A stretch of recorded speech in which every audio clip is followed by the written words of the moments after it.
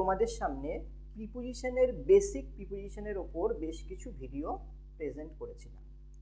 এখন আমরা এই প্রিপোজিশনের ওপর যে সমস্ত কমন এরর্সগুলো হয়ে থাকে সেই কমন এরর্সগুলো নিয়ে আলোচনা করব। এর পাশাপাশি আমরা ঠিক সেই সমস্ত এক্সাম্পলগুলো তুলে ধরব যেগুলো আমাদের বিভিন্ন এসএসসি এবং পিএসসি বা অন্যান্য স্টেট গভর্নমেন্টের পরীক্ষায় আমাদের এসেছিল previous year question, specially SSC MTS, CHSL, CGL এই ধরনের পরীক্ষাগুলোতে প্রিভিয়াস ইয়ার থেকে আসা বেশ কিছু common errors based on preposition নিয়ে আলোচনা করব। কারণ তোমাদের সঙ্গে আমি অলরেডি বেসিক প্রিপোজিশনের ওপর বেশ কয়েকটি ভিডিও প্রেজেন্ট করেছি। তোমরা যারা ওই ভিডিওগুলোকে বেসিক প্রিপোজিশনের ওপর এখনও অবধি দেখে উঠতে পারোনি তাদের কাছে অনুরোধ রইল তোমরা অবশ্যই সবার প্রথম প্রিপোজিশনের ওপর ভিডিওগুলো দেখবে, তারপর তোমরা এই প্রিপোজিশনাল এররগুলোর ওপর আলোকপাত করবে বা প্রিপোজিশনাল এররের ওপর ভিডিওগুলি তোমরা অবজার্ভ করবে, ওয়াচ করবে। তাহলে সময় না নষ্ট করে চলো শুরু করা যাক। কিন্তু before that I am going to introduce myself. Hello friends, you are hooked onto my YouTube channel Evolution A Point of Success. This is your guide and mentor Prosenjit Sikdar.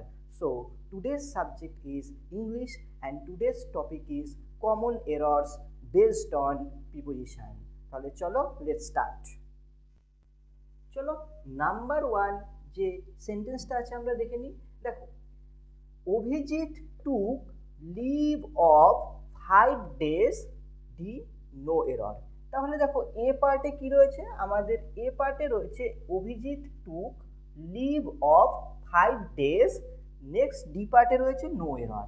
তাহলে এখানে আমরা লিভের পর দেখো আমাদের তাহলে এররটা কোন জায়গায় রয়েছে, এরর রয়েছে কিন্তু আমাদের লিভ অফ। এখানে লিভ অফ না হয়ে আমাদের কি হওয়া উচিত ছিল, এখানে আমাদের হওয়া উচিত ছিল লিভ ফর, অর্থাৎ কোনো কিছুর জন্য ছুটি করা বা ছুটি নেওয়া, তখন কিন্তু আমরা এই লিভ ফর ব্যবহার করব, রাইট। কিন্তু এখানে আমাদের তাহলে পার্ট বিতে একটা বড় প্রিপোজিশনাল এরর হয়ে বসে আছে। নেক্সট চলো 2 নম্বরটা দেখা যাক। Students should always listen the advice of their teachers and well wishers, part D no error. তাহলে পার্ট এতে কি আছে, student should always, part A. Part বিতে কি রয়েছে, listen the advice of their teachers, এবং পার্ট সিতে রয়েছে অ্যান্ড ওয়েল উইশার্স, ডি পার্টে রয়েছে নো এরর। তাহলে খুব ভালো মতন অবজার্ভ করলে দেখো এখানটায় কিন্তু আমাদের একটা বড় প্রিপোজিশনাল এরর রয়েছে। কারণ আমরা কি জানি, আমরা জানি যে লিসেনের পর সবসময় একটা প্রিপোজিশন ইউজ হয়, সেটা হচ্ছে, তাহলে এখানে বড় প্রিপোজিশনাল এররটা হয়ে বসে আছে কি না লিসেন। কারণ আমরা জানি লিসেনের পর সবসময় একটা প্রিপোজিশন বসে, সেটা হচ্ছে টু, লিসেন টু। কোনো কিছু শোনা অর্থে কিন্তু আমরা লিসেন টু ব্যবহার করে থাকি। তাহলে এখানে প্রিপোজিশনাল এররটা কোথায় ঢুকে আছে, লিসেন নয়, listen to the advice of their children. তাহলে সেন্টেন্সটা যদি পারফেক্ট সেন্টেন্স হতে হয় কি হতে হবে, students should always listen to their advice of their teachers and well wishers, এটা হওয়া উচিত আমাদের এক্স্যাক্ট কিন্তু সেন্টেন্স। চলো এবার নেক্সট সেন্টেন্সে চলে আসা যাক। নেক্সট সেন্টেন্সটা দেখো কি বলছে, পার্ট এতে without thinking for a moment Abhijit entrusted me in all the responsibilities. Without thinking, part A, for a moment, Abhijit, part B, part সিতে আছে entrusted me in all the responsibilities, part ডিতে রয়েছে নো। এখানে দেখো একটা বড় প্রিপোজিশনাল এরর হয়ে রয়েছে, entrusted in নয়, কারো কিছুর ওপর যদি রেসপন্সিবিলিটি অর্থাৎ দায়িত্ব অর্পণ করা হয় সেক্ষেত্রে যে প্রিপোজিশনটা ব্যবহৃত হয় সেটা হলো এন্ট্রাস্টেড উইথ। এটা কিন্তু একটা অ্যাপ্রোপ্রিয়েট প্রিপোজিশন। এই অ্যাপ্রোপ্রিয়েট প্রিপোজিশনাল কিন্তু এখানে একটা এরর রয়েছে, এন্ট্রাস্টেড ইন নয়, এন্ট্রাস্টেড উইথ। তাহলে সেন্টেন্সটা কি হতো, without thinking for a moment Abhijit entrusted me with all the responsibilities. এটা তাহলে কিন্তু সেক্ষেত্রে কারেক্ট উত্তর হতো। নেক্সট চলো আমরা 4 নম্বর এক্সাম্পলে চলে যাই। 4 নম্বরটা কি বলছে দেখো, 4 নম্বর পার্ট এতে বলছে the decline of his moral values has caused a lot of pain to his parents. তাহলে পার্ট এতে কি বলছে, the decline of his moral values, part B তে বলছে has caused a lot, part C তে বলছে of pain to his parents, part D তে বলছে no error, রাইট। তাহলে এখানে আমরা দেখে নিই যে এখানে কোথায় এরর আছে। দেখো খুব ভালো করে অবজার্ভ করলে দেখা যাবে যে এখানে ডিক্লাইন অফ, এই ডিক্লাইন অফ কিন্তু একটা বড় প্রিপোজিশনাল এরর হয়ে বসে আছে। এখানে আমাদের কি হওয়া উচিত ছিল, এখানে আমাদের হওয়া উচিত ছিল ডিক্লাইন ইন, ডিক্লাইন ইন। তাহলে ডিক্লাইন ইন এটাও কিন্তু একটা অ্যাপ্রোপ্রিয়েট প্রিপোজিশন। তাহলে এখানে ডিক্লাইন অফ এর জায়গায় এই এ পার্টে ভুল রয়েছে, হওয়া উচিত ছিল ডিক্লাইন ইন, রাইট। চলো এবার নেক্সট 5 নম্বরে দেখা যাক।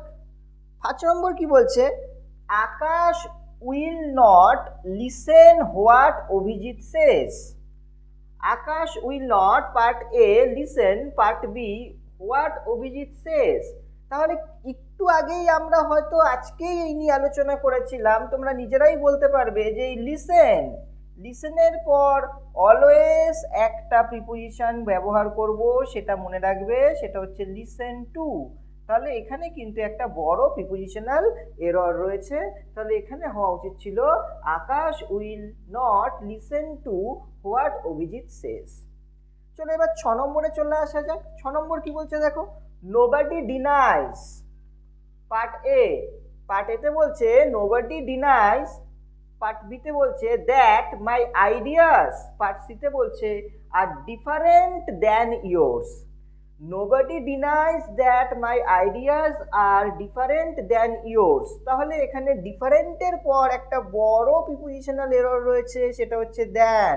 তাহলে এখানে কি হওয়া উচিত ছিল, এখানে আমাদের হওয়া উচিত ছিল different from, different from yours. চলো এবার 7 নম্বরে চলে আসা যাক। 7 নম্বরটা কি বলছে দেখো, 7 নম্বরের এ পার্টে বলছে হোয়াইল শি ওয়াজ রিটার্নিং, যখন সে ফিরছিল, ফ্রম দ্য মার্কেট, বাজার থেকে, এ স্টকার, স্টকার কাকে বলে, যে কিনা গোপনে কাউকে লক্ষ্য করে বা অবজার্ভ করে তাকে বলা হয় স্টকার। দেখবে আমরা যখন ফেসবুক ঘাঁটি বা ইনস্টা ঘাঁটি তখন আমরা গোপনে অনেকের প্রোফাইল ঘাঁটতে থাকি, তাহলে সেটাকে বলা হয় এফবি স্টক বা ফেসবুক স্টক করা হচ্ছে। স্টক মিন্স কাউকে গোপনে লুকিয়ে লুকিয়ে দেখা বা অবজার্ভ করা। তাহলে হোয়াইল শি ওয়াজ রিটার্নিং, যখন সে ফিরছিল, ফ্রম দ্য মার্কেট, বাজার থেকে, এ স্টকার, স্টকারকে তাহলে যে গোপনে ওকে লক্ষ্য করছিল, attacked on her with a knife, তাকে একটা ছুরির সহিত তাকে অ্যাটাক করলো। তাহলে এখানে খুব বড় একটা প্রিপোজিশনাল এরর রয়েছে, সেটা হচ্ছে অ্যাটাকড অন। এখানে অনটা কিন্তু হবে না, তাহলে অ্যাটাকের পর কখনো প্রিপোজিশন বসে না। তাহলে এবার তোমাদের কাছে খুব গুরুত্বপূর্ণ একটা ইম্পর্টেন্ট জিনিস বলবো, যেটা আজীবন, সারা জীবন মাথায় রাখবে, সারা জীবন মনে রাখবে, কারণ এটা থেকে কিন্তু কম্পিটিটিভ পরীক্ষাগুলোতে এসএসসি, সিএইচএসএল, সিজিএল, এমটিএসএ এগুলো থেকে এরর ঝুড়ি ঝুড়ি থাকে, প্রচুর পরিমাণ এরর থাকে। বেশ কিছু ভার্ব রয়েছে, বেশ কিছু ভার্ব রয়েছে যার পরে কিন্তু প্রিপোজিশন বসে না। সেই ভার্বগুলো কি, নাম্বার 1 নোট ডাউন করবে, discuss. Number 2, describe. Number 3, sign, S-I-G-N. Number 4, resemble. Number 5, comprise, C-O-M-P-R-I-S-E, comprise. Next, enter. Enter means went plus in, এটা হচ্ছে enter, went to, একসঙ্গে দুটো মিলিয়ে হয়েছে enter. Discuss, describe, sign, resemble, comprise, enter, attack. ATTACK attack plus এই ভার্বগুলোর পরে কোনোদিন কোনো প্রিপোজিশন বসবে না, নো প্রিপ। আজীবন মনে রাখবে যে এই সমস্ত ভার্বের পরে discuss, describe, sign, resemble, comprise, enter, attack এগুলোর পরে কোনো প্রিপোজিশন বসে না। এর পাশাপাশি মনে রাখবে ইনস্পাইটের পর, ইনস্টিডের পর আমরা অফ ব্যবহার করব, ইনস্পাইট অফ, ইনস্টিড অফ। কিন্তু এই যে একটা জিনিস রয়েছে ডেসপাইট, এই ওয়ার্ডটা, এই ডেসপাইটের পরেও কিন্তু কোনো রকম প্রিপোজিশন আমরা ব্যবহার করি না বা করব না। তাহলে discuss, describe, sign, resemble, comprise, enter, attack এই সমস্ত ভার্বের পর কোনো প্রিপোজিশন ইউজ করব না, ডেসপাইটের পর কোনো প্রিপোজিশন ইউজ করব না। Point to be noted. এরপর চলো আমরা নেক্সট এররে চলে আসি।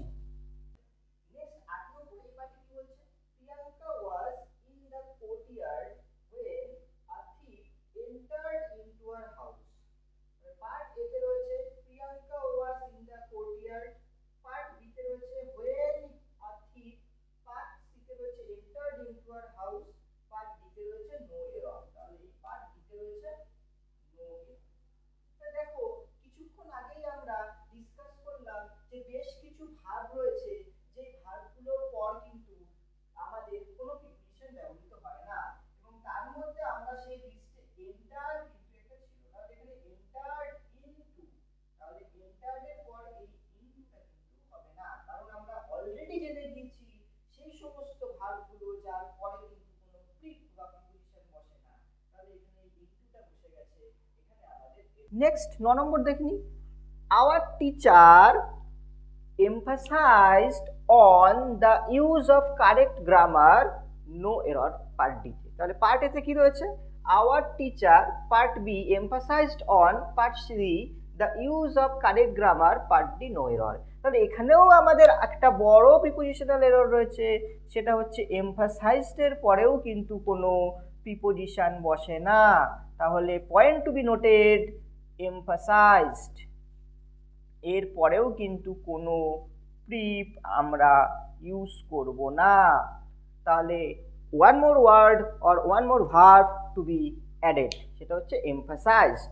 তাহলে এমফাসাইজডের পরেও আমরা কোনো প্রিপোজিশন ইউজ করব না। নেক্সট আমরা আজকের ক্লাসের লাস্ট আমরা 10 নম্বর এরর কারেকশনটা দেখে নিই। It was Joy who was responsible of a part making all the arrangements for the B part successful completion of his studies, C part এবং part D তে no error। তাহলে it was Joy who was responsible of নয়, এখানে আমাদের হওয়া উচিত ছিল who was responsible for, who was responsible for। তাহলে রেসপন্সিবল এর পরে আমরা কি বসালাম, responsible for। তাহলে এটা কিন্তু আমরা একটা appropriate preposition জানলাম, responsible for। With that, this is Prosenjit Sikdar signing out from Evolution, a Point of Success. Till we meet next, keep watching, keep studying and keep sharing. Don't forget to subscribe, like and comment. Bye, take care.